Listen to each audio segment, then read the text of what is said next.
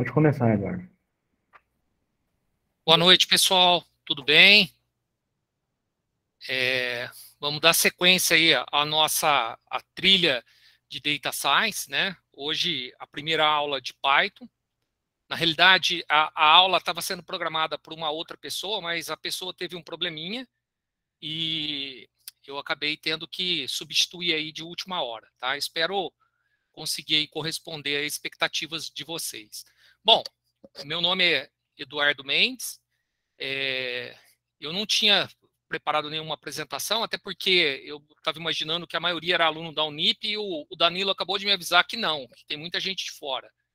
Então, eu sou formado em administração e ciências contábeis, tenho MBA em tecnologia e negócios eletrônicos, mestrado em ciência da computação, doutorado também em ciência da computação.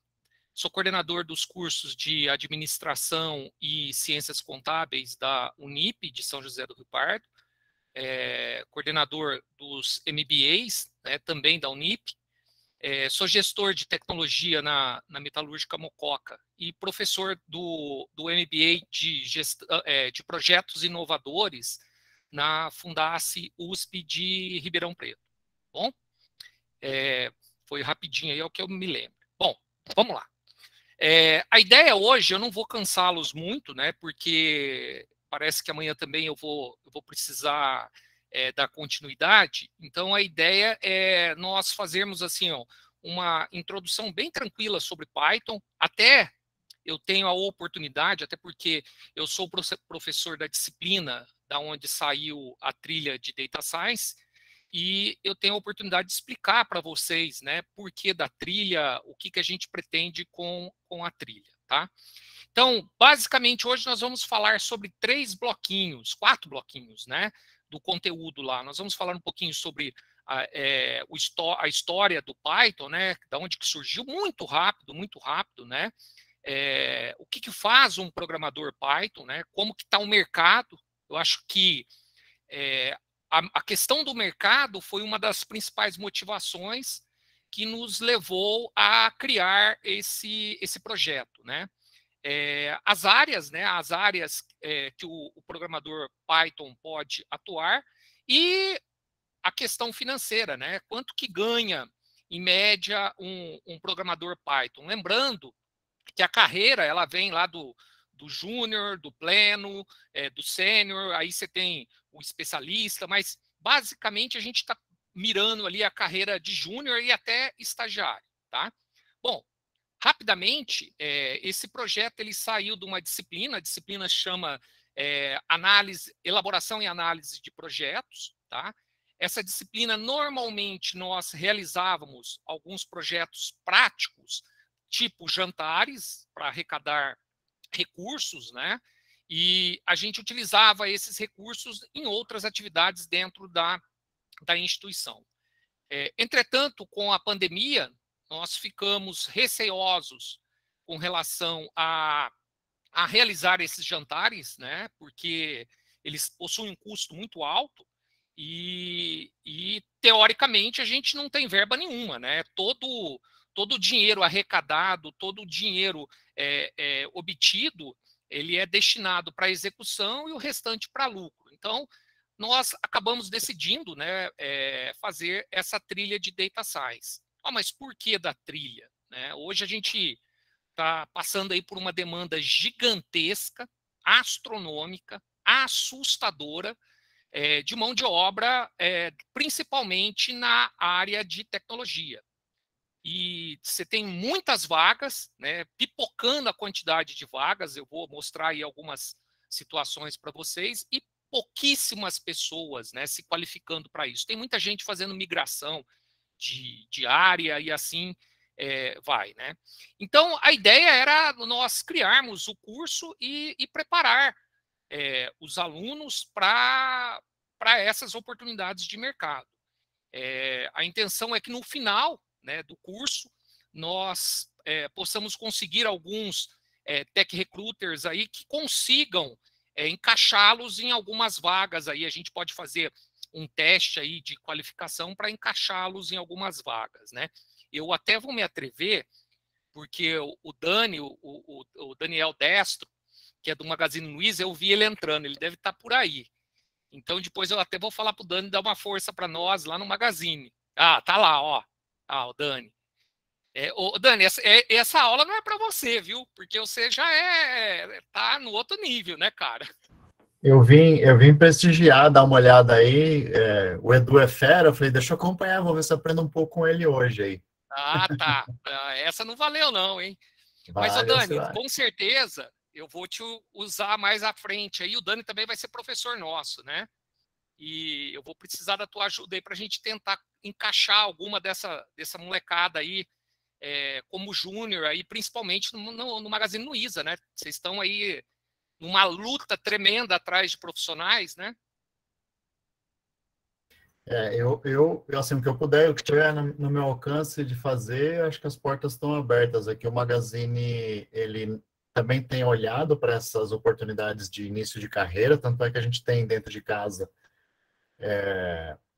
iniciativas como essa, de treinamento, de desenvolvimento, né, de segmentado para mulheres, para pessoas mais de 40, mais de 50. Agora está começando, se vocês olharem no LinkedIn do Luiza Labs, o DIV, que é focado em pessoas PCD. Então, a gente faz esses programas abertos ao público, mas também faz alguns dirigidos, né, numa questão até de responsabilidade social.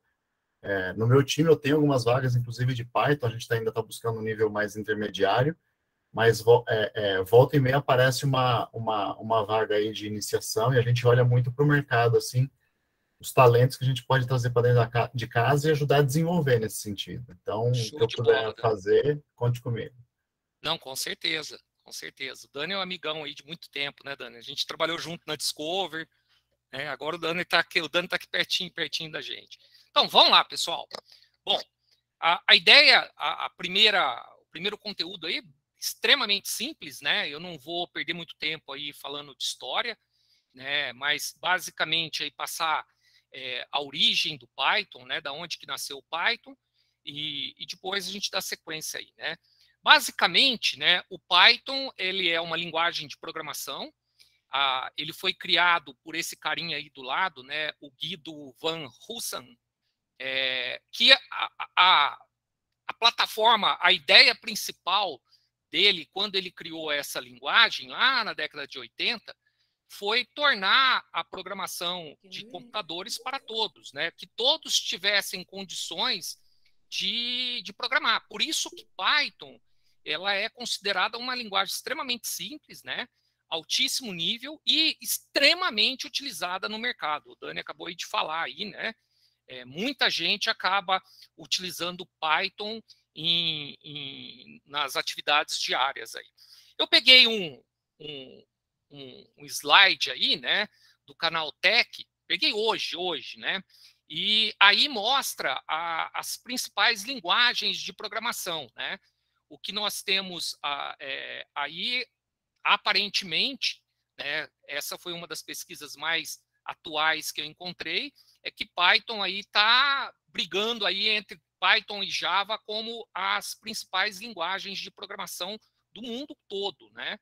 Então, tudo isso acaba reforçando a necessidade de estarmos sempre estudando, aprendendo, porque tem muita vaga mesmo, né? E pouquíssima mão de obra para essas vagas, tá? Bom, vamos lá. Que áreas que um programador em Python ele pode atuar, né? Ele pode atuar tanto na indústria de jogos, né? Você tem várias empresas que desenvolvem jogos aí em Python, no desenvolvimento de aplicações web e até frameworks, né? Big Data. Big Data é um conceito novo que surgiu, né? Não é tão novo assim, mas basicamente ele tenta englobar esse volume absurdo de dados que estão sendo gerados diariamente devido à proliferação de dispositivos, né? De meios, smartphones, gerando dados com uma quantidade absurda, né? E a ideia é que o Big Data consiga através desse grande quantidade de dados, extrair conhecimento para as empresas no processo de tomada de decisão.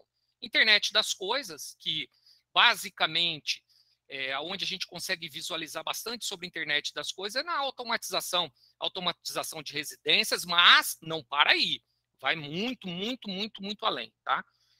Inteligência artificial e machine learning, que eu acho que é a próxima etapa, né? Talvez o ano que vem nós possamos pensar alguma coisa aí dentro de inteligência artificial e aprendizado de máquina, né? E eu deixei aí em destaque, né, a ciência de dados e o data science, que é justamente aonde nós estamos batendo, né? A ideia é que nós possamos formar, qualificar pessoas para atuarem dentro dessas áreas. Então, se você tiver em dúvida com relação à grande quantidade de oportunidades que nós temos dentro de ciência de dados e data science, basta você entrar lá no LinkedIn, clica na opção vagas lá e procura sobre esses termos, né? Ciência de dados e data science, até para trabalhar em home office, né? Você trabalha aí da sua casa, os salários são altos, né? Principalmente quando você pensa que você está no interior, dentro da sua casa, e ganhando ótimos salários, tá? E, por último, aí, também dentro das áreas que o programador Python pode atuar, dentro das áreas de teste, né? Teste de software, tanto testes web quanto teste mobile, tá? Bom, mercado. Eu fiz uma pesquisa bem rápida, né? Ali no LinkedIn. Vocês notem que eu coloquei lá os critérios. Eu não sei se vai dar para vocês verem aqui, mas eu coloquei como vagas remotas, tá? E nós temos aí, basicamente, eu coloquei analista de dados. São 10.611 vagas só no Brasil para trabalhar remotamente. Se for colocar híbrido e presencial, passa de 30 mil vagas que as empresas estão buscando aí no mercado. Essa pesquisa foi realizada hoje, tá? Então, aí você tem uma dimensão do tamanho dessa área, né? Isso, a string de busca, eu utilizei analista de dados. Uma outra string de busca, eu utilizei o data science, né, para dentro do Brasil mesmo. E aí você tem 5.092 vagas também dentro dessa área aí. Então, perceba a quantidade, né, de pessoas. Hoje, agora, a gente deve estar aí com 85 pessoas, né? E nós estamos falando de um mundo aí de mais ou menos 5 mil vagas, né? Então, notem a grande quantidade, a grande possibilidade de carreira que você tem aí também, né? Falei um pouquinho, que corri atrás também, né? Quanto que ganha um desenvolvedor Python, né? Eu busquei aí na internet rapidinho, né? Então, algumas empresas que divulgam os valores, né? E aqui do lado direito aí da tela, você tem o do menor ao maior valor. Então, você cata, por exemplo, no Banco Itaú, ele vai de 6 mil até 12 mil. A média, 7.287. Isso varia de empresa para empresa, tá? Você cata já a IBM, que é a segunda linha aí, vai de 3 mil a 16 mil. Uma média aí de 6.626, né? E assim sucessivamente. Você tem várias empresas, né? Isso aqui só foi um print que eu peguei aí das primeiras empresas e acabei postando aí. Isso é para dentro do mercado nacional, para trabalhar aqui dentro do país. Mas tem vaga lá fora? Puxa vida! É absurdo a quantidade de vagas que tem lá fora, principalmente para desenvolvedor Python, né? Então, também fiz a mesma coisa, né? Um print bem rápido, e peguei assim, ó, algumas empresas. Você tem aí o Uber, né? Que aí o salário é anual, não é mensal, né? 143 mil dólares por ano. Você tem a Apple, né? Para trabalhar como cientista de dados, que vai 153 mil. Você tem a Intel, você tem o Airbnb, você tem a Adobe e assim sucessivamente. Em média, aí nós podemos colocar, dar uns 150, 140 e poucos mil dólares por ano. Aí você divide aí por 12, você vai ter o teu salário mensal aí em dólares, né? Lembrando que todas essas vagas que eu olhei são vagas para você trabalhar em home office. O que significa? Eu posso trabalhar no Uber dentro da minha casa. Tá? Trabalho para o Uber dentro da minha casa, recebo o salário em dólar, né, que ele é convertido quando vem para o país, pago os impostos lá e tá tranquilo. Consigo fazer isso hoje? Consigo. Essa foi uma das loucuras, né, provocadas pela pandemia. Até então, essa questão de trabalhar home office, ela existia, mas não nesse absurdo que está ultimamente, né?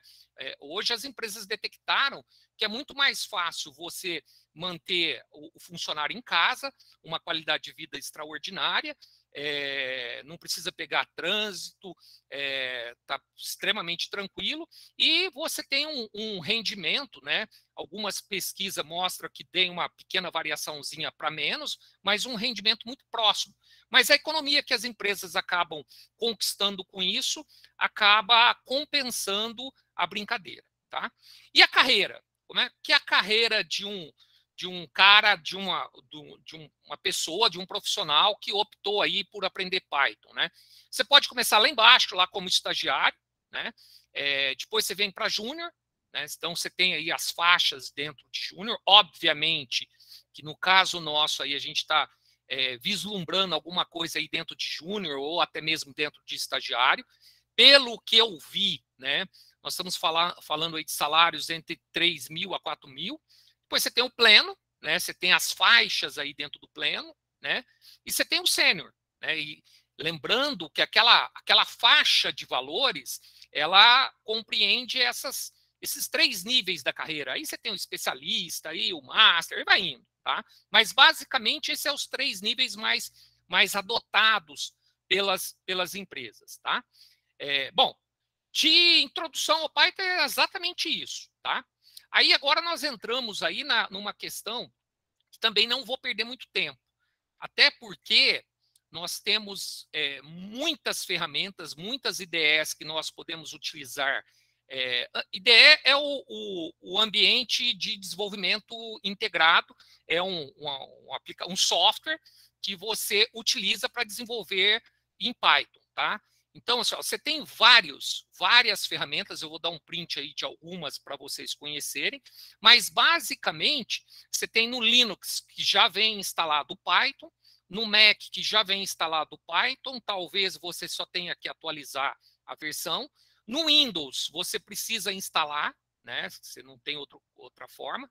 E muita gente fala, professor, mas meu computador é ruim, meu computador não é muito bom, como é que eu faço para aprender? Cara, você não tem escapatória, tá? Você pode aprender Python e hoje nós vamos brincar, escrever alguns códigos bem simplesinhos, né?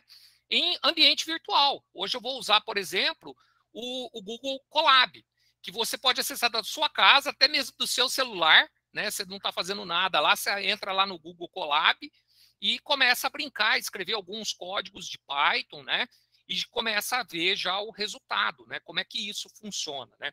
Obviamente, se a gente está vislumbrando uma carreira aí de júnior, não se espera que o cara sente na frente de uma máquina e comece a desenvolver, escrever código como um doido, né? Não é assim que funciona. A pessoa tem que ter noção de linguagem, tem que ter noção dos comandos e muita coisa para você desenvolver dentro da carreira está muito relacionado ao aprendizado diário, né?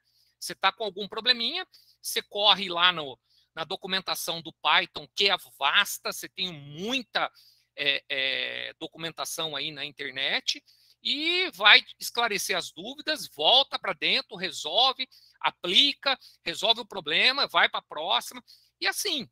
E com o tempo, você vai percebendo que você vai evoluindo e vai crescendo dentro da carreira, né? Eu acho que assim, um perfil ideal para estar dentro dessa área é o cara, pelo menos eu acredito, é o cara que gosta de estudar.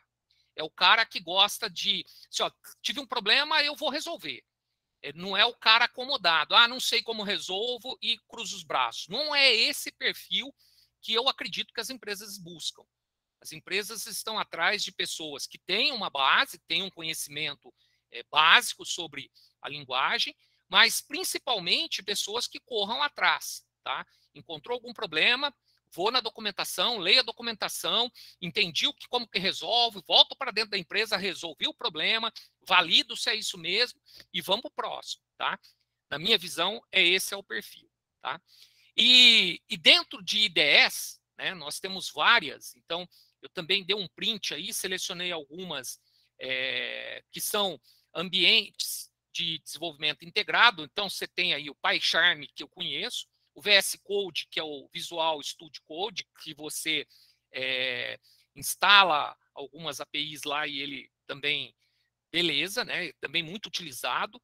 O Sublime eu não conheço, o Vim não conheço, o Spider eu conheço, o Atom conheço, o Jupyter, que sensacional, né? Gosto muito do Jupyter, até mesmo o Google Colab, que nós vamos utilizar hoje, ele tem muita coisinha, muita característica aí do Jupyter, né? Do Jupyter. Você tem o Eclipse, também é uma ideia. Eclipse e VS Code é muito utilizado dentro das empresas, dentro de desenvolvimento. Então, você acaba instalando algumas extensões aí para essas IDEs e elas acabam reconhecendo aí código em Python e vai beleza, tá? O IntelliJ também conheço, tranquilo, e o Notepad++, que é um editor também que eu conheço. Assim, ó, na minha visão, eu gosto muito do VS Code, gosto muito do Jupyter, o Spider também é muito bom, e o PyCharm também é bastante utilizado. Mas, assim, para aprendizado, vocês vão perceber isso, que o Jupyter é show de bola. Por quê? Eu vou escrever uma linha de comando e ele já vai validar se aquela linha está correta ou não. Se não tiver correta, ele já te mostra o erro. E cabe a você, é aí que é o grande diferencial. Entender o erro, não consigo resolver. Pega o código de erro, joga no Google, vai ter um monte de gente que já passou pelo aquele erro e já vai ter um monte de soluções. Por isso que eu estou falando, assim, o perfil, qual que é o perfil dentro dessa área? Não é só Python, né? Dentro da área de tecnologia, onde tem esse mundo gigantesco de oportunidades. É o cara que gosta de estudar, é o cara que inquieto. Teve um problema, vou atrás, vou resolver, vamos ver como que faz. Alguém já passou por isso, vou no YouTube, vou nos grupos de usuários. Sempre você vai ter alguém aí que vai acabar te ajudando aí, tá? E se você quiser, por exemplo, como a grande maioria aqui é Windows, né? Eu queria instalar aí uma IDE no meu computador, eu quero investir aí em Python. O que você indica? Olha, pois Eduardo, não?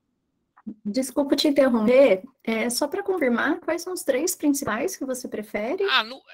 Isso é mais preferência, viu, Sabrina? Assim, para aprendizado, eu acredito que o Jupyter é o ideal, tá? Para aprendizado. Depois, assim, dentro de empresas, eu acho que o Dani, que está no Magazine Luiza, aí, deve utilizar VS Code ou Eclipse. Né? Você tem o PyCharm também e o Spider também, que é muito bom. Que eu conheço. Eduardo, qual que você escolheria? Para aprendizado, para você que está começando Jupyter. Não tenha dúvida. Mas eu não tenho como instalar na minha máquina. Eu vou lá para o Google Colab, que é onde eu vou usar hoje. Vou no Google Colab. Possivelmente, vocês terão outros professores que estarão utilizando outras IDEs. Você vai se deparar com um professor, até porque isso não é nada que está impedindo, tá? Então, assim, você vai ter professor que possivelmente vai usar o Spider, você vai ter professor que vai usar PyCharm, você vai ter professor que vai utilizar VS Code, Jupyter, o próprio Google Colab. O importante é você saber que as IDEs são softwares que você usa para programar. Ponto. Só. Mais nada. Tá? Você usa ela, é um ambiente mesmo, né? Onde você tem todas as APIs, né, que você precisa para desenvolver. Se não tiver, você instala as APIs e ele já cria aí todas as relações entre os códigos aí que precisa. Então, independente. Agora, para começar, Google Colab ou Jupyter, na minha visão, tá? E se você quiser instalar para resolver o teu problemão, entra aí no Google, procura Anaconda, Anaconda mesmo. É isso aí, tá? É um pacotão tá? Você baixa o Anaconda, deve ter aí uns 600 mega, você instala no teu computador e ela já vem com uma cacetada de aplicativos, né? Olha lá, se você olhar aqui, ela já vem com o Jupyter. O Jupyter está aqui, ela já vem com o Spider, ela lá já vem com o PyCharm, tá vendo? O RStudio, que o R é uma linguagem para quem usa muito estatística, que a gente também vai aprender isso lá quando a gente entrar em Power BI, que você pode utilizar o R. Mas assim, ó, o Anaconda abrange assim, uma cacetada. É muito simples de mexer. Para quem tem um computadorzinho aí legal, que dá para instalar uma memória aí, o ideal, uns 8 GB de memória, pô, manda o Anaconda aí e se divirta, tá? Chama a Anaconda lá, clica lá no Jupyter, vai abrir a telinha muito parecida aqui com o Google Colab que eu vou abrir para vocês e boa sorte, tá? No nosso caso específico, nós vamos de Google Colab. Ah, mas o que é Google Colab? Entra aí no Google, simplesão lá, ó, Google. Aí você escreve lá, Google Colab. Aí ele vai te dar normalmente aí, o primeiro link que é o Google Colab, tá? Você vai clicar nele aí, você vai abrir o Google Colab. Ah, mas o que eu preciso? Você precisa ter uma conta no Google. Quem não, né? Quem não tem, né? Você precisa ter uma conta no Google, você se cadastra lá e passa a utilizar e testar o Google Colab. Você pode instalar no teu celular e brinca aí no teu celular sem problema algum, tá? Conhecimento e linguagem de programação é prática. É prática. Vocês viram que o Dani apareceu aí. O Dani, eu conheço ele lá atrás de Java. Então, assim, ó, a sintaxe é muito parecida, né? Se bem que o Python ele é muito mais simples ainda, mas a sintaxe é muito parecida das linguagens, né? Então, se você aprende uma, se você se esforçar, você vai aprender outra e outra. Agora, a excelência você só vai conquistar com a prática. Com a prática. Por isso que eu estou dizendo, assim, você insere no mercado aí como júnior, vai estudando mesmo. Ah, não gosto de estudar. Cara, não é essa área tua. Não é. Não é, porque é uma área que, assim, praticamente, diariamente está saindo versões novas, atualizações. Se o cara não tiver o perfil de estudar e correr atrás, putz, infelizmente, não é a área. É outra área sua. Essa área especificamente, na minha visão, eu já estou como gestor de tecnologia aí há 31 anos, o pré-requisito que eu utilizo no processo de contratação, eu vou nas escolas e utilizo um pré-requisito que eu aprendi com o meu diretor. Pega os bons alunos. Eu sempre falo isso para quem tem aula comigo, né? Normalmente, bom aluno é bom profissional. Difícil você encontrar o cara que é bom aluno que não seja um bom profissional. E aí, Dani, eu já vou até te dar um toque. Você está aí com o Danilo, fica de olho no Danilo, mas deixa eu primeiro. O Danilo é um cara diferenciado aí, tá? O pessoal da sala que conhece já sabe que eu estou falando que realmente é um cara super diferenciado. Bom, cliquei aí no Google Colab, ele vai abrir essa telinha aqui, ó. É exatamente essa telinha. E aí eu começo a escrever o código aí. Começa a escrever, ele já vai executar o código, já vai te mostrar o resultado, executa, mostra o resultado, executa, mostra o resultado, tá? Mas antes da gente começar a brincar com isso aí, nós precisamos aprender alguns conceitos bem simples mesmo. Nós vamos aprender sobre os tipos de dados, né? Primeiro, o que são variáveis, os tipos de dados que nós temos. Nós vamos falar primeiro dos tipos de dados primitivos, e depois falar sobre algumas condições de decisão aí, que é o if, o else. E com esses poucos comandinhos, nós vamos fazer uma aplicaçãozinha aqui bem rapidinho, tá? Que é uma aplicação, quem é aluno da Unip me dá um trabalho do cão, né? Porque começa o seguinte, professor, fiz a NP1 e a NP2, quanto que eu vou precisar de exame, né? E toda vez a mesma coisa. Nós vamos resolver isso hoje aqui com o Python, tá? Nós vamos, com os conceitos que nós formos aprendendo, a gente vai resolver, vai escrever o código aqui, tá? Rapidinho. Você vai ver que é bobeira. Agora, o que é importante é você não começar a se sabotar. Porque, obviamente, quando a gente está falando de Python, são coisas que normalmente não faz parte do seu dia a dia. Você não está acostumado com a sintaxe que nós vamos passar, os comandos que vai passar, você não está acostumado com isso. Então, a primeira reação que você tem é de colocar uma dificuldade para você. Mas por quê? Porque o cérebro não gosta de trabalhar, a gente já falou isso, né? O cérebro nosso é preguiçoso. Não, larga a mão disso aí, vamos assistir lá uma novela, vamos assistir o jornal. Mas você tem que lutar contra isso, tem que começar a fazer parte da tua rotina, que você vai começar a perceber que logo, você começa a entender o código, começa a entender a sintaxe, e você começa, você mesmo, a criar o seu próprio código, a melhorar o seu próprio código, e aí você abre uma conta lá no Git, publica teu código lá, os Tech Recruiter vão ver o teu código lá, poxa, o cara tá tendo o código aqui, que legal, o cara parece que conhece um pouquinho de Python, e já é uma carta de apresentação, tá? Bom, vamos lá. Então, lá no terceiro bloquinho, a gente vai falar sobre variáveis e os tipos de dados. Variáveis, eu vou tentar passar de uma forma bem simples mesmo para vocês, tá? E os tipos de dados que a gente vai falar inicialmente de Python é os tipos primitivos. O que é os tipos primitivos? Nós vamos falar sobre o tipo número, quando eu tenho uma variável que vai armazenar um número, um float, um booleano ou uma string. Nossa, Eduardo, da onde que você arrancou isso? Calma. Você vai ver que é bobeirinha, tá? Por exemplo, eu vou abrir aqui, vou mudar rapidinho e vou abrir aqui para vocês, ó. Estou aqui no Google Colab, tá? Se eu quiser brincar no Google Colab, eu consigo brincar com ele como se fosse uma calculadora, porque o interpretador de código, de comandos dele, o compilador, ele já consegue entender. Se eu escrever aqui, ó, 5 mais 5 e der um Shift Enter, ele demora um pouquinho a primeira vez, porque ele está em nuvem, né? Ele vai processar, está processando lá, ó. Está processando, demora um pouquinho mesmo, que é normal. Ah, estragou. Não estragou nada. Ah lá, trouxe 10. E se eu fizer 5 menos 2? Ele vai lá, ele vai 3.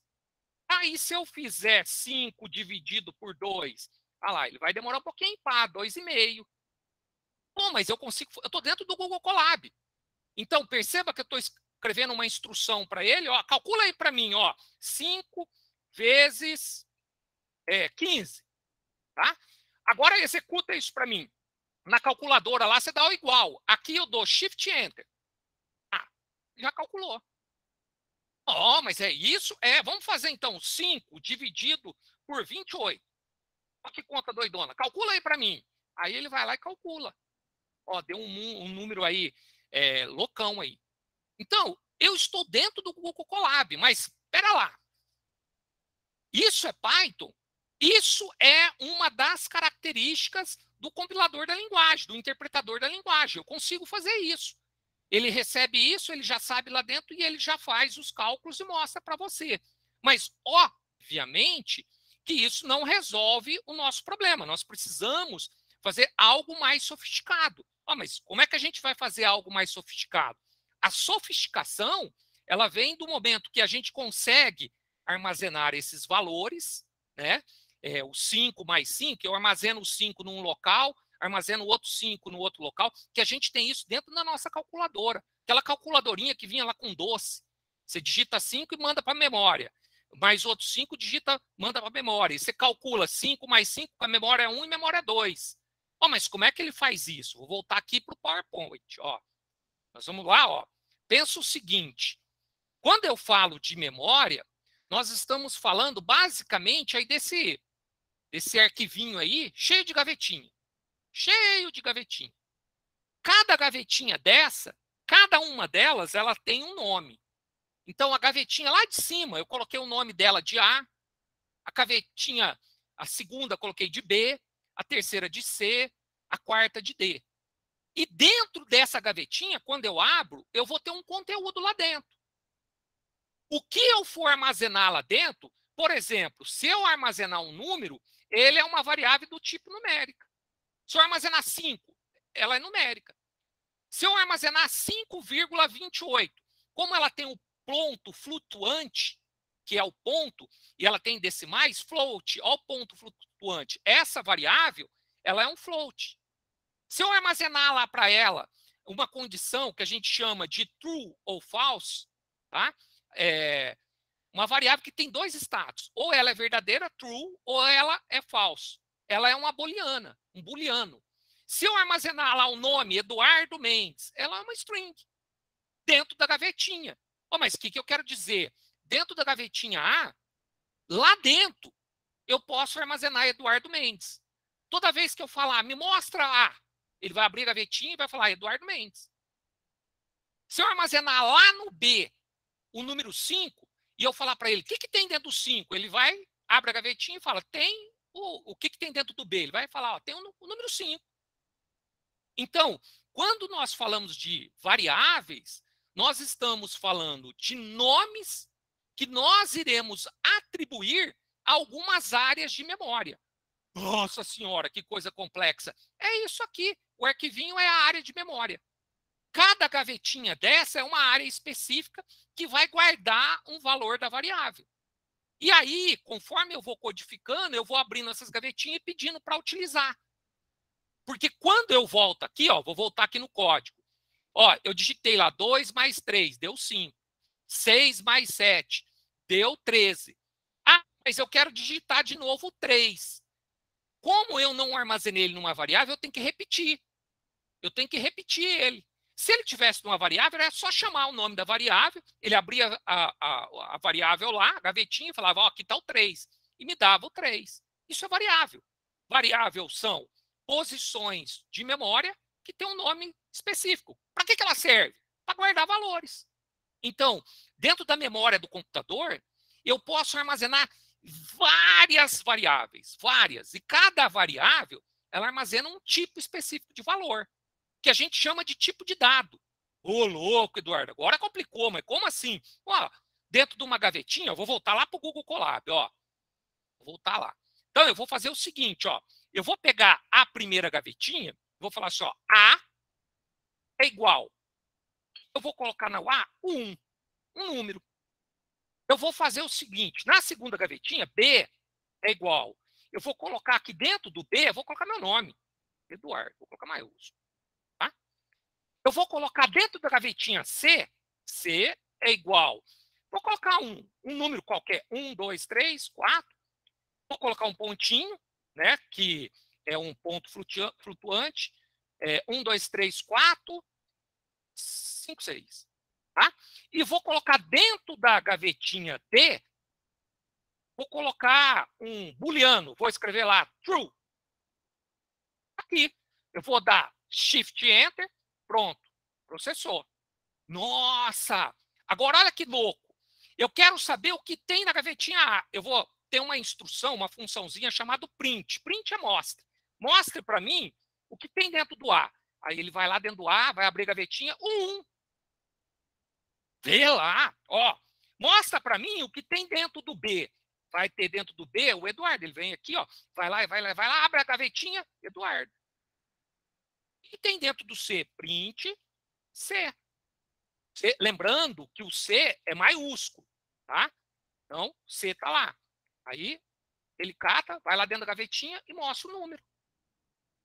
Aí, se eu quiser o D, ó, print D. Vai lá dentro, opa, eu que apertei um Enter aqui. Print D. Nossa. Percebeu? Eu atribuí aqui em cima, ó, as variáveis, né? O 1, ele está dentro da gavetinha A, o Eduardo está dentro da gavetinha B, o 1, 2, 3, 4, ponto, 5, 6 está dentro da gavetinha C, o true está dentro da gavetinha D. E agora eu posso usar. Essas gavetinhas estão lá. Então, toda vez que eu precisar de usar o nome Eduardo, é só eu chamar a gavetinha A. Ele pega, abre e me mostra ela para mim. Ó, que doido. Eu falei assim para vocês, olha, voltando aqui rapidinho no slide só para você ver. Ó, nós vamos aprender 3 tipos de dados. O número, o numérico, o float, o booleano e o string. Eu usei aqui os 3 tipos. Ó, mas como é que eu sei? Eu vou fazer assim, ó, print Vou escrever uma outra funçãozinha chamada type. Me mostre o tipo type, o tipo da variável type. Me mostra o tipo de A. Que tipo de dado que ela é? Ele vai e calcula. Ela, ó, int. É um inteiro. Vê lá, ó, print type. Botou ruim para escrever, hein? Type. O B. Ele vai lá, abre a gavetinha, fala assim, ó, o B é um str, que é uma string, abreviação de string, caractere, tá? Mostra para mim, print, ruim para escrever, print, type, o que tem a próxima? O C. Aí ele vai, o C ele vai trazer para mim e vai falar, ó, é um float, tá lá, ó, float. Aí o outro, print, type, aí eu vou poder. O que ele vai trazer para mim? Um boolean. Aí, ó, boolean. Os 3 tipos de variáveis que nós falamos que nós íamos aprender. Dos 3 tipos. Exatamente os 3 tipos. Ó, como é que eu faço isso? Voltando lá no slide, como é que eu faço essa atribuição, que eu dou um nome aqui para a variável e atribuo um valor para ela e mando guardar na gavetinha? Esse nome, obviamente, que conforme vocês forem avançando dentro da programação, você vai perceber que esse nome tem que ser um nome significativo. Né? Por exemplo, lá no B eu armazenei o meu nome. Então eu teria que colocar o nome da variável lá como nome. Porque quando eu estou lendo o código, aqui ele armazena o nome. O C pode ser que seja o salário. Então o C seria o salário. Então o nome da variável, em vez de C, eu escreveria salário. Simplesmente isso. Eu dou um nome que eu quiser para a variável. Obviamente, tem algumas regrinhas, né, para elaboração do nome e regrinhas também para escrever o código mais enxuto. Mas isso não vem ao caso agora. A gente só precisa entender como é que a gente armazena isso e busca lá. Sacaste? E aí, ó, o código que eu escrevi lá está aqui, ó. Peguei a variável A, né? Coloquei a variável A igual a 1, B, Eduardo, o C 1, 2, 3, 4.56 e o D, true. E mandei dar o print, ela trouxe elas embaixo lá, que está dentro da gavetinha, foi lá, abriu. Mostra o A para mim, o A tem 1, mostra o B tem Eduardo. Mostra o C tem 1, 2, 3, 4.56. Mostra o D, tem true. Se eu mostrar o tipo dela, aí ele vai te falar, ó, o 1 é int, o 2, a variável B, é string, str.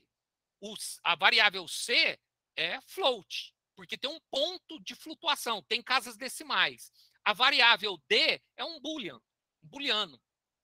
Sacaste? Simplesmente isso. Mas como é que eu faço isso? Quando eu falo que o 1 ele vai para dentro do A, a gente fala que isso chama atribuição. Como que é a atribuição? Eu tenho a variável, no caso, a variável A, ela recebe aí o valor aqui da expressão. Por exemplo, nesse caso aqui, o A, ele vai receber uma string verdadeiro. Toda string, entre aspas, simples. O B, ele vai receber o valor 5. O C, agora já começa a usar. Ó, para você ver o que vai receber o C. Ele vai receber o B, que é 5 vezes 5. Ele vai guardar aqui dentro do C 25. Ô, louco, Eduardo. Não, vamos lá ver. Vamos lá ver. Pera lá que nós vamos lá ver. Vou aqui no cantinho, ó. Deixa eu abrir um outro Google Colab aqui, ó. Então, vamos colocar assim, ó. O A igual a verdadeiro. Ou na sequência aqui. O B igual a 5. O C igual a B vezes 5. E o D é igual. Olha, para você ver, eu já não estou usando. Vou pegar o B vezes o C. Beleza, será que deu certo? Vou Shift Enter. Opa, deu problema. Aparentemente, como eu abri uma outra sessão, ele demora um pouquinho, que ele está na nuvem. Foi lá, buscou, processou. Como é que eu sei que ele processou? Ó, tem um tique aqui, ó. Tá vendo? Um tique aqui do lado, está processado. Agora eu vou mostrar. Print. Olha lá, ó. Print. Aí o A. Aí eu vou print o B. Vou para o B maiúsculo. Print. Acabei aqui no B. Print o C. E print B. Obviamente que tem algumas normas de elaboração de código que você vai falar, não pode usar maiúsculo para nome de variável, mas não vem ao caso agora. Agora a gente só está entendendo como é que ela funciona. O print é uma instrução, é uma funçãozinha dentro do Python. Então ela tem que ser minúscula, porque quando ela faz diferença entre minúsculo e maiúsculo. Quando ocorre isso, que ela faz diferença, por exemplo, o A maiúsculo não é igual ao A minúsculo. Significa que há uma linguagem case sensitive. Ela sabe a diferença. Agora, se eu executar isso, ó, o que ele vai fazer? Ó, calculou. Ó, o A, primeira linha, verdadeiro. O B, 5. O C, 25. E o D, 125. Que ele pegou 25 vezes 25 vezes 5, 125.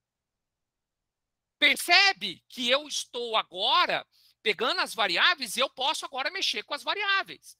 Eu posso brincar aqui, né? Ó, voltar de novo, vou atualizar de novo, vou criar uma E. E é igual a o D vezes o B mais 10. E vou dar o print dele, ó. Print o E. Opa, o E maiúsculo que eu criei lá. Ó, ele vai, processa, tá lá. Então, ele pegou o D, que é 125, vezes o B, que é 5, mais 10, e deu a conta aí. Percebe? E aí, eu vou armazenando. A variável, ela recebe o valor, atualiza e vai lá para a brincadeira. Então, isso que a gente chama de atribuição. Atribuição, quando eu atribuo um valor a uma variável. Então, a atribuição, ela é uma operação que ela modifica o valor da variável. Oh, mas como assim? Vamos lá modificar para você ver. Ó. Se eu der aqui, ó, vou voltar, ó, print, botar maiúsculo, print, vou ver o B. O B. Ele vai mostrar o B aqui, B5. Agora eu vou falar, vou atribuir para o B. B maiúsculo é igual ao B vezes 10. Tá? Ele vai pegar o valor de B, que é 5, multiplicar por 10. E aí eu vou dar, ó, print o B. E 50. Agora, se eu perguntar para aqui, ó, print o B, ela já, dentro da gavetinha, ela já saiu 5, foi atualizada, e agora ela está com 50, ó. Aí. Percebe?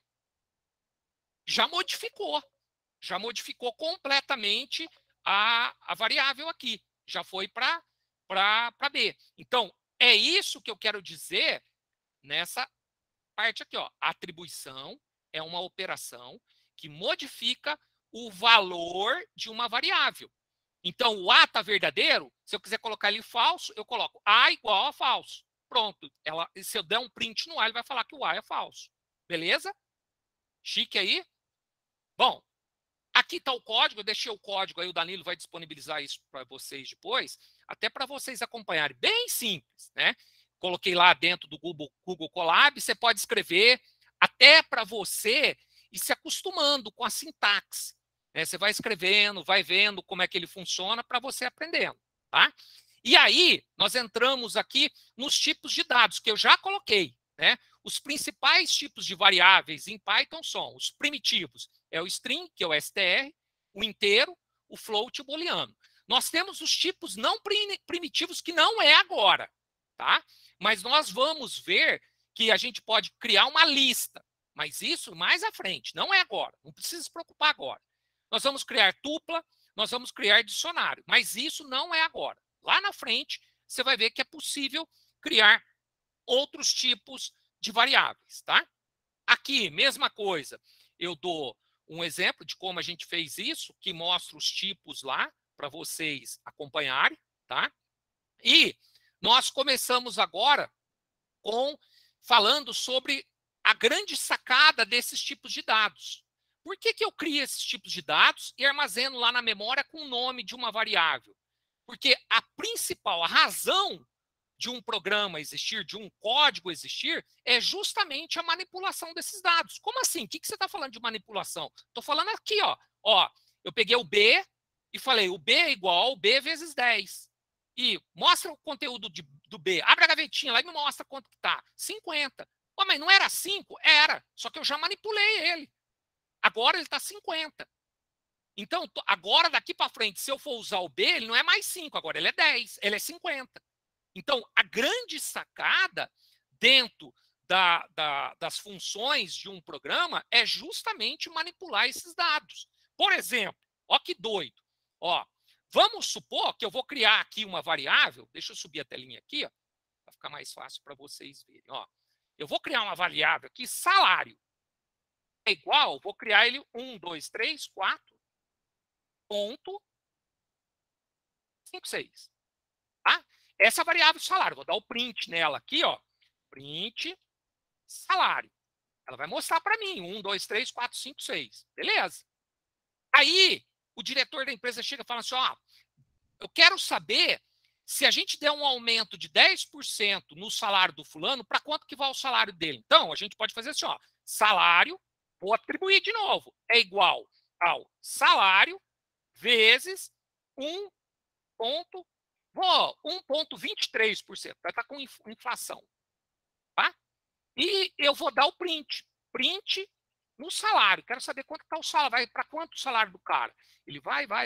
Opa, ele vai para 1.518,50. Esse monte de casas decimais, que é o que aparece na calculadora. Se eu printar agora, ó, print salário, ele vai dar, mudou. Eu manipulei ele. Ah, mas eu não quero manipular, Eduardo. Eu quero que o salário fique esse, eu quero um novo salário. Então, a gente vai fazer assim, ó, salário é igual 1, 2, 3, 4, ponto, 5, 6. Beleza. Se eu der um print nele, vai vir isso aqui, salário. Tá?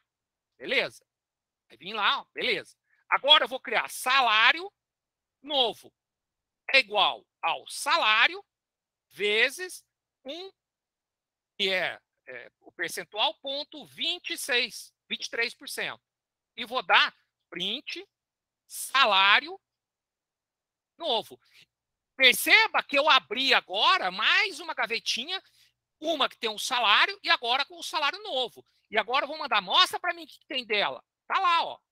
E o salário? O salário, que é a outra gavetinha, vai continuar igual, ó. 1.200. Eu atribuí para outro nome de variável. Perceba? Então, quando a gente está falando de funções de um programador, é justamente essa, a manipulação. Para quem já conhece um pouquinho de programação, é exatamente isso que a gente faz. Pega os salários de todos os funcionários, aplica um percentual de aumento e esse novo valor vai para o salário do funcionário. Exatamente isso. E guarda ele.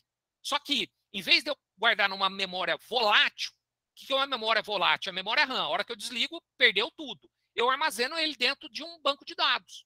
Exatamente isso que eu faço. Né? Exatamente isso. Não modifica nada. Que é o exemplo que eu dei aqui. Né? Peguei as variáveis e aí, aqui eu começo a brincar com algumas coisinhas. Eu começo a melhorar esse print meu. Né? Eu coloco assim, ó. Vamos melhorar lá para você ver. Vou subir ele aqui, ó. Subir para ficar mais fácil. E vou fazer só print. Aí eu vou escrever aqui um texto. O salário anterior é de 2 pontos. Aí eu vou colocar um 10.2. Espera aí que eu vou explicar o que é isso. Float. E o salário atual será de 2 pontinhos. Aí eu vou, mesma coisinha, 10.2, que é um float. E aí eu vou colocar aqui, ó, nessa primeira percentual, mostra para mim o salário. E no segundo percentual, opa, entre aspas aqui, mostra, entre colchetes, chaves, colchete, mostra o salário atual. Ponto. Só isso e fecha o K. Fechou K. Aí. É isso. Se ele roda, pumba, ó, deu um errinho aqui. Ó, salário atual não definido. Não, onde que eu errei aqui no salário atual? Salário.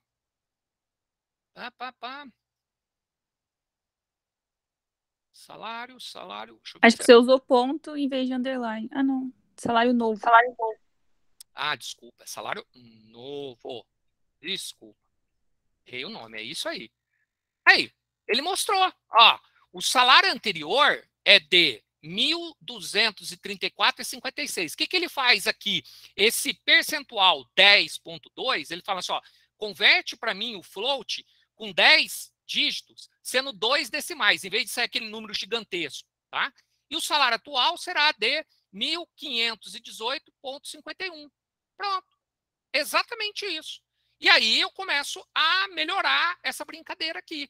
Começo a trabalhar com essa brincadeira, tá? É exatamente o que a gente está fazendo para a criação de variáveis e para diferentes tipos de dados. Aí você tem, que a gente já falou, o tipo de dado, que é o STR, que é o literal, que é o texto, né? Eu posso armazenar texto, número, né? Do jeito que eu quiser aí. Eu tenho o numérico, que a gente já viu, tem 2 tipos de números. Eu tenho o inteiro, que é sem casas decimais, não tem casas decimais. No número inteiro, se eu tiver 10,3, não é inteiro, ele é float.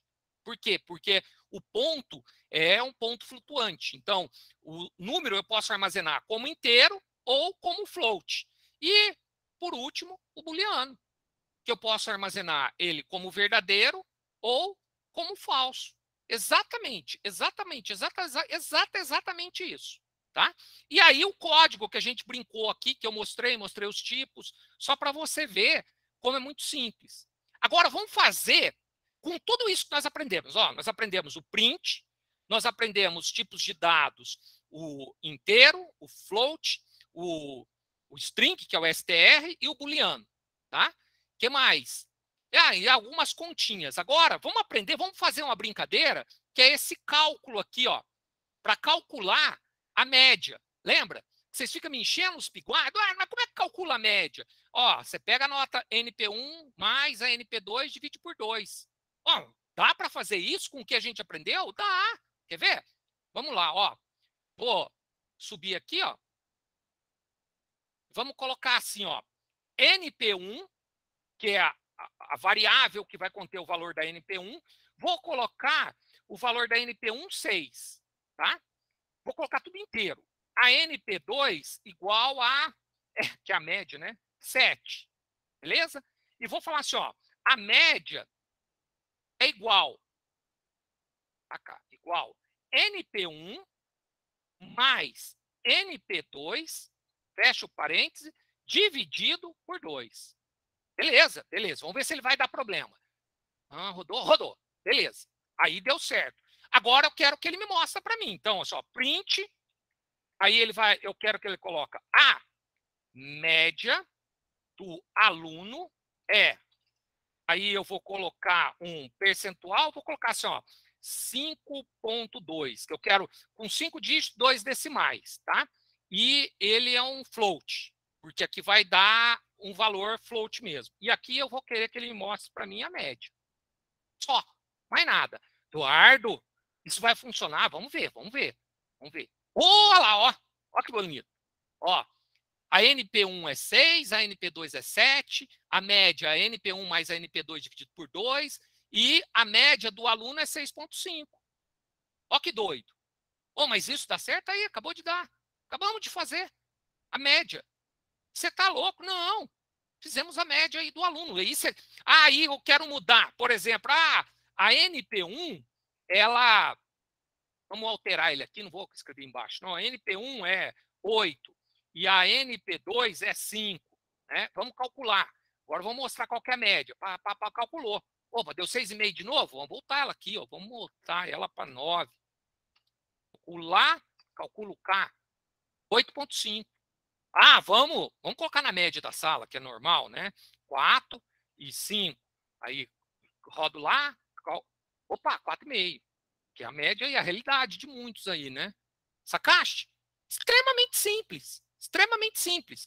Eu fiz exatamente o que está aqui. Calma que a gente vai melhorar. Calma que melhora. Ó. Fiz a brincadeira exatamente aí. Exatamente igual eu tinha mostrado. Eduardo, mas em vez de eu ficar digitando esses números, não tem uma forma mais bonitinha para a gente fazer isso? Tem. Vou mostrar um outro comandinho para vocês. Ó, nós vamos colocar assim, ó, uma variável que ela vai chamar nome. O que ela vai receber? essa variável ela vai receber um valor que eu quero que digita na tela. Então, eu vou escrever só input, entre com, vai aparecer na tela, ó, digite o nome do aluno. Tá? E aí, o nome que você vai digitar vai aparecer para você digitar. Ela vai jogar para essa variável aqui. Ó. Como assim? Ó, se eu Shift Enter, ele vai calcular, digite o nome do aluno. Eduardo Mendes. Lá, digite o nome do aluno. Processou.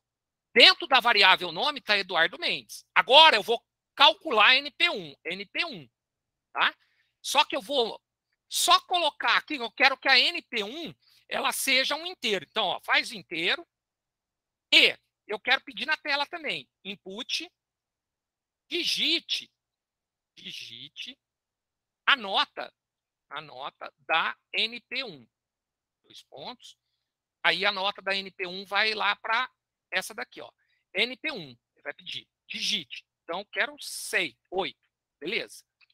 Tá. A NP1 tá 8. Então, se eu abrir a gavetinha lá da memória, dentro de nome tem Eduardo Mendes. Dentro de NP1 tá 8. Vamos colocar a NP2. NP2 é igual. Também quero um inteiro, que eu não quero ela decimal, né? Input, aspas, opa, eu que cliquei errado aqui, aspas, digite a nota da NP2. Beleza, vou jogar ela cá, ó. Vamos ver. Aí pediu. Então, eu vou digitar 3. Beleza, tá lá. Então, assim, ó, tem o nome do aluno, tem a NP1, tem a NP2. E agora, vamos calcular a média. Média é igual, mesma coisinha, ó. NP1 mais NP2 dividido por 2. Beleza? Vamos ver se calculou. Aí, calculou a média. Agora, vamos mostrar. Print. Volta lá, ó. A média do aluno é. Então, eu quero que ela mostre a média aqui. Eu quero a mesma coisa. Eu quero que seja um float 5,2. Float. E aqui eu quero que mostre para mim a média. Ver se ele calcula. Ah lá, calculou. Mas qual que é a diferença? A diferença, vamos fazer tudo juntinho, numa linha só. Vou copiar para ficar mais fácil para mim. Ó. Vou subir aqui. Ó, digite o aluno. Olha que bonitinho que fica. Ó. Digite a NP1. Ó, que bonitinho. Digite a NP2. Vou pegar a média. Numa linha só. Opa, eu errei cá. A média. E vou mandar imprimir.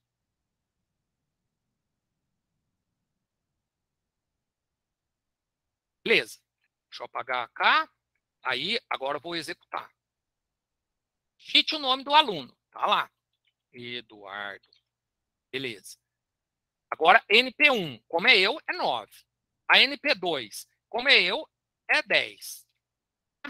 Aí ele vai calcular a média. Epa, não mostrou a média para mim? O que eu fiz de errado cá? Era lá que eu processei errado cá. Vamos lá. Aí, Eduardo, 9 e 10. Olha lá, calculou. A média do aluno é 9,5. Vamos calcular do Danilo. Então, você volta lá em cima e executa de novo. Ó. Danilo. Vamos passar uma fase difícil do Danilo. 3 e 2. A média, 2,5. Percebeu? Percebeu? Extremamente simples. Que é exatamente o que nós fizemos aqui. Ó. Eu não mudei nada. Aqui eu só mudei o nome da variável. Em vez de A, B, C e D, eu coloquei que a caixinha, a gavetinha, vai chamar nome. A segunda gavetinha vai chamar NP1. A terceira gavetinha vai chamar NP2. O que muda? Aqui eu tenho uma funçãozinha que é input, que é uma funçãozinha que vai te pedir para você informar um valor na tela. Aqui nós estamos fazendo dentro do Google Colab, mas você poderia criar uma tela, jogar na internet, o cara digitar lá, tá? E aí o valor ele joga para dentro da variável, calcula a média e imprimo a média.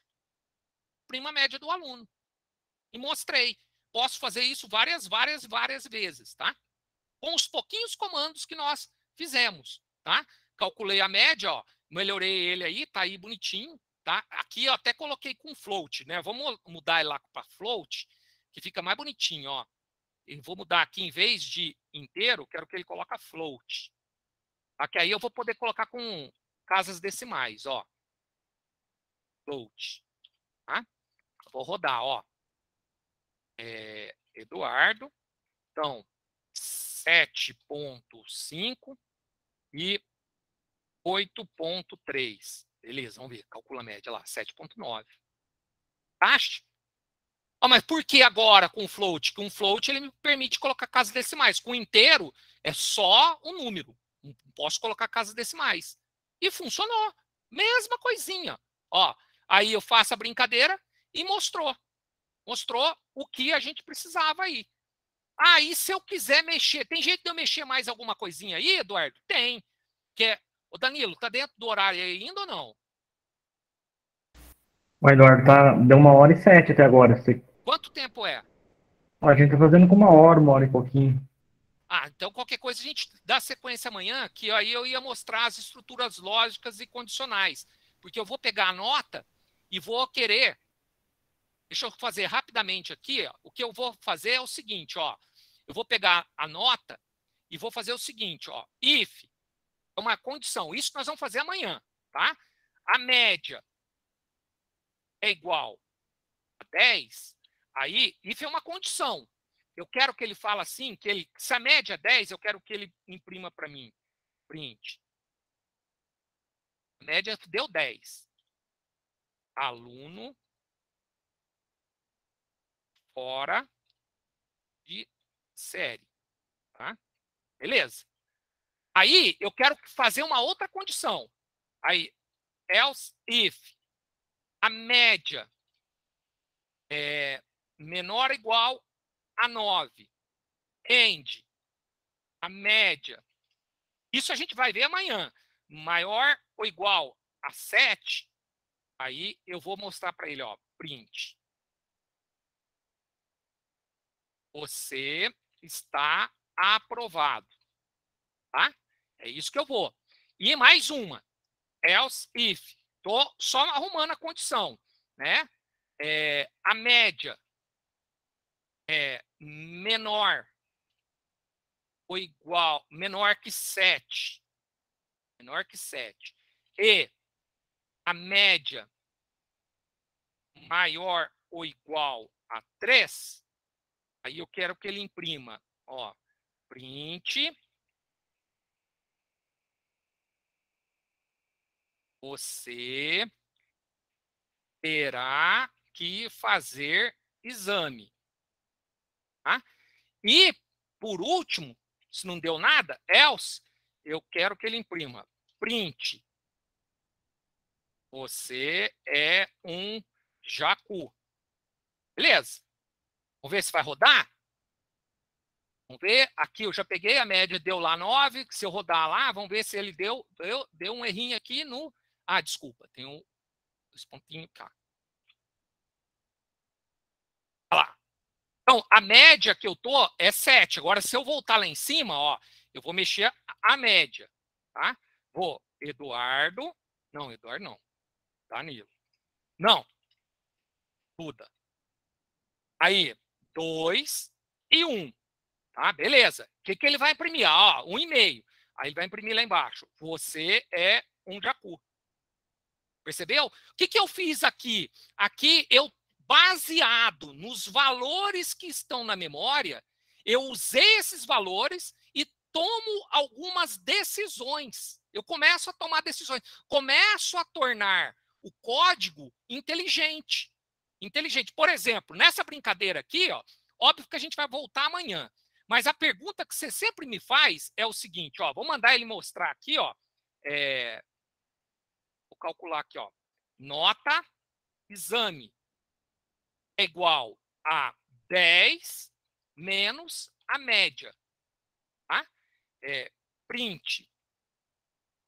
Você terá que tirar. Aí eu vou colocar esse percentual, 5,2, que é um float, e quero que ele mostre para mim a nota, desculpa, nota, exame.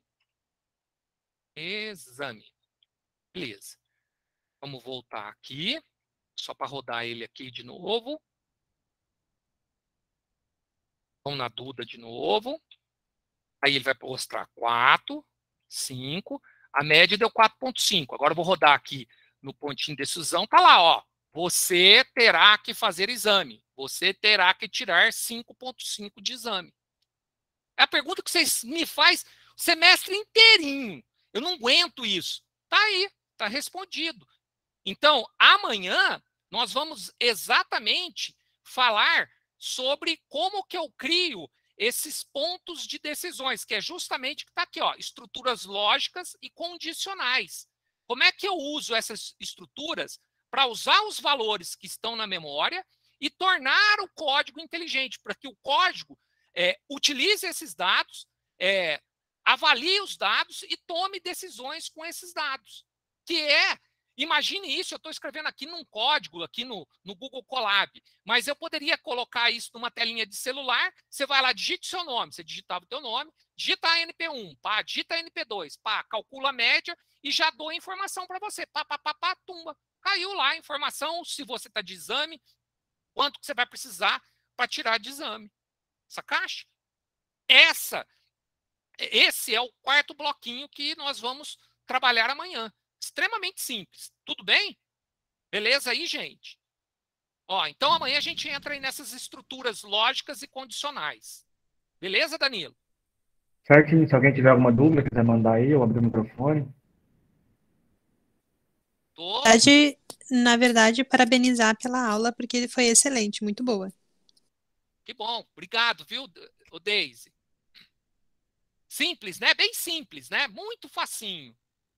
Eduardo, que eu tô fazendo faculdade de jogos digitais e tava comentando com meu noivo que a tua aula deu de 10 a 0 as aulas da minha faculdade. Ficou, tipo, muito mais fácil de entender. Porque é muito... assim, o Deise, sabe qual que é o problema? Eu acho que, às vezes, nós mesmos criamos empecilhos. É muito simples, muito bobinho. É que a gente indo devagarinho, igual a gente está assim, criando algumas coisinhas para vocês conseguirem visualizar, vocês vão perceber que é muito tranquilo. E aí, vocês precisam treinar. Vocês precisam brincar. Sim, sim.